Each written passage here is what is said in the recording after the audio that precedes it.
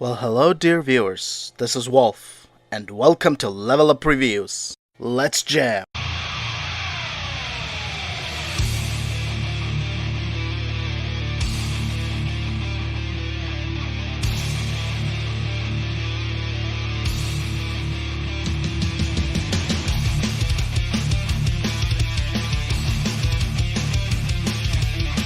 What does it mean to be different? What is an evil? And are we always sure that we are fighting a righteous fight? Ultima 6 once again breaks the tropes of video game industry and twists the story on its head. It brings a completely new and fresh outlook on avatarhood. Richard drew inspiration for this game from civil rights movement. His grandmother, growing up in completely different era, had outlook that, quite frankly, did not match Richard's outlook. And it made him wonder what made good people very often do and say things that are so atrocious.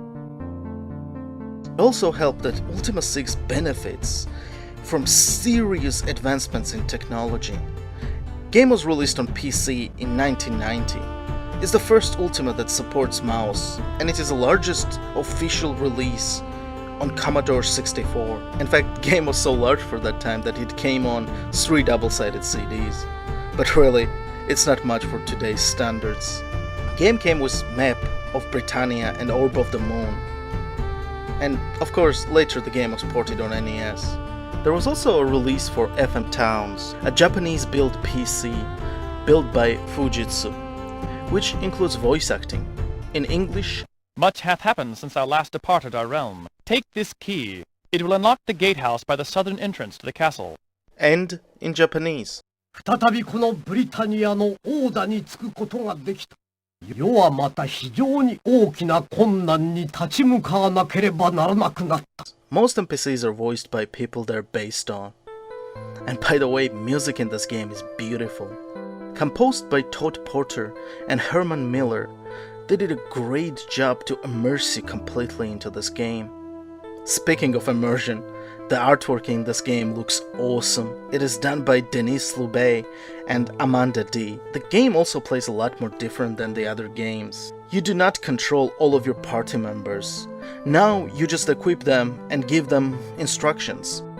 You can take control of them, but game is in real time, so it's not recommended. There are 15 companions in this game, and first appearance by Sherry the Talking Mouse, who is a bit of a mascot of this game if you think about it. And magic system is awesome. You get this book where you can contain all of your spells, which you can buy from the magic sellers, and also you will need to get some reagents to cast the spell. So it has enough complexity, and it's not as complicated as in Ultima 5, where you actually had to remember the spells in different languages. You gain level after meditating on the shrines, after gaining enough experience, that is, of course. The combat and movement in this game is programmed by Herman Miller, and I gotta say it's very enjoyable. Really, it's my favorite system so far, from all of the games I have reviewed. It's just so smooth and natural. You feel like a commander of the group, which you're supposed to be. The other change is advancement with the conversation system, which uses UCS, a program designed by Cheryl Chan for Ultima 6 and stands for Ultima 6 Conversation System. The conversation feels far more natural. Each character now has a portrait when you speak with them, and NPCs react better to your questions. This significant advancement really made Ultima 6 mark itself as a video gaming legend. 5 stars and high scores were thrown around. It was nominated as the Game of the Year and sold 100,000 copies in USA alone. Yes, game designed by Warren Spector and Richard Garriott was complete success. Start of the game is usual. You can transfer the character from the previous game or create a new one via tarot card reading. The game in general is fascinating. It plays well on human presuppositions and prejudices. It shows how easy it is to make good people commit evil acts by utilizing their ignorance. According to Richard Garriott, he came up with this via using the evolutionary psychology. As I said earlier, the story puts completely different light on the avatarhood. It starts the game as you pass through the moon gates as usual, since you've been called from Britannia to commit new acts of heroism. When you pass through the moon gates though, you get captured and almost gets sacrificed by gargoyles and enemies from previous games.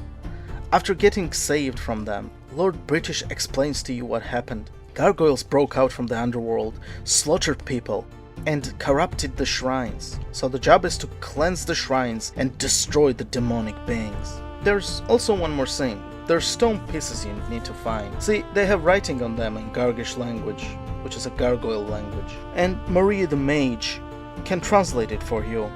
But you see, the stone is in 2 pieces and you need to find a bigger one. Chuckles the clown also sent you on a wild goose chase, or should I say a horse chase, which leads you to Smith the talking horse, and the clue, and you already guessed it, it is for Ultima 5.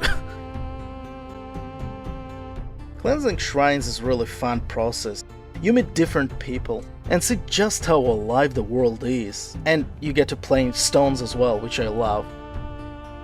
My favorite quest definitely is for the Shrine of Spirituality. The rune was kept by a man named Quentin, who is rumored to be killed by gargoyles, although it doesn't really seem like it when you ask around. But I suppose it will never come up again who really killed him.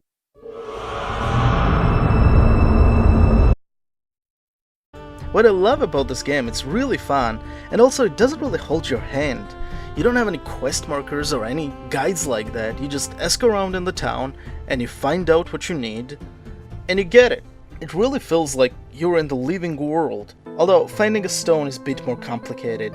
Stone was in the hands of a pirate, but the treasure map the pirate left is in 9 pieces and requires some dungeon crawling. Dungeons here are alright, I guess, but this part of the game really feels dragged out. What is most fascinating is after you finally find the stone tablet and take it to Maria to be translated, you find out that you're an antichrist for gargoyle religion.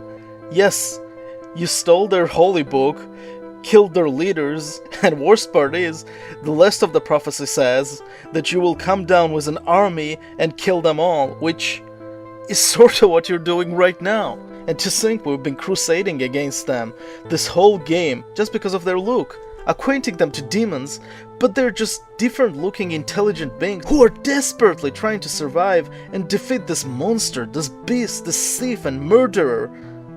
Yeah, I guess they're trying to defeat Avatar. You are unwillingly a villain of this game.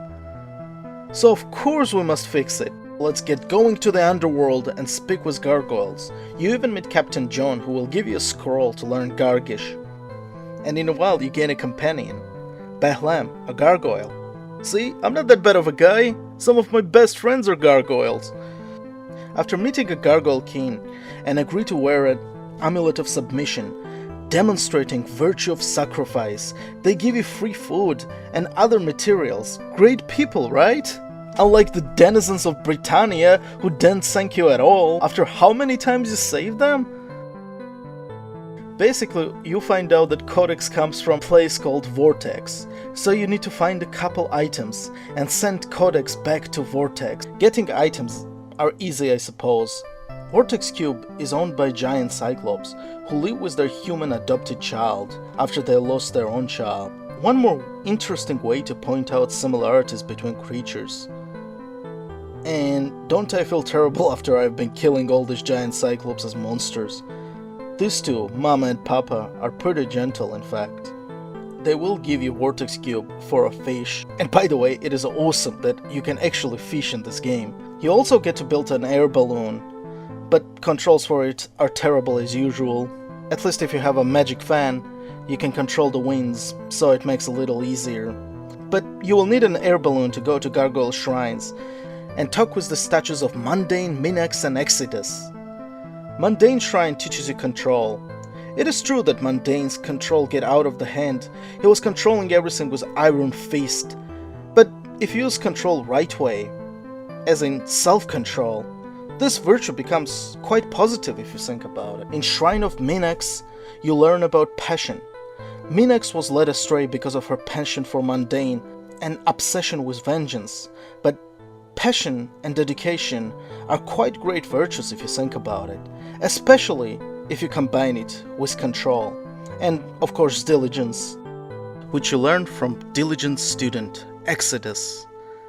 But you should use your diligence into learning far better things than what Exodus studied. It's interesting when you realize that what made them villains were not their traits, but misuse of those traits. And it's pretty interesting that game shows us that maybe we weren't fully paying attention in first 3 games, and there were good virtues to learn from these people as well.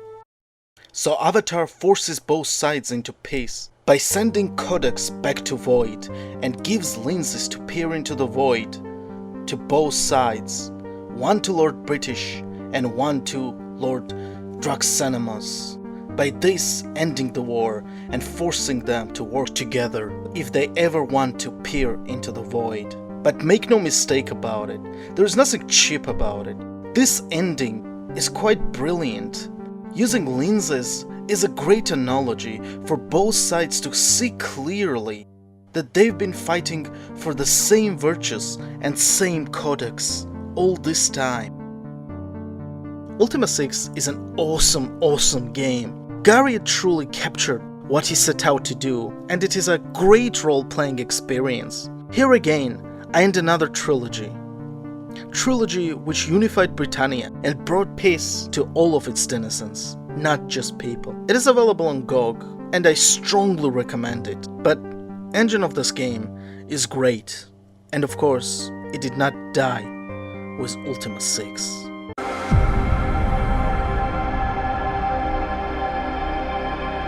If you like my video, please like, share and subscribe, and don't forget to leave a comment. Thank you very much.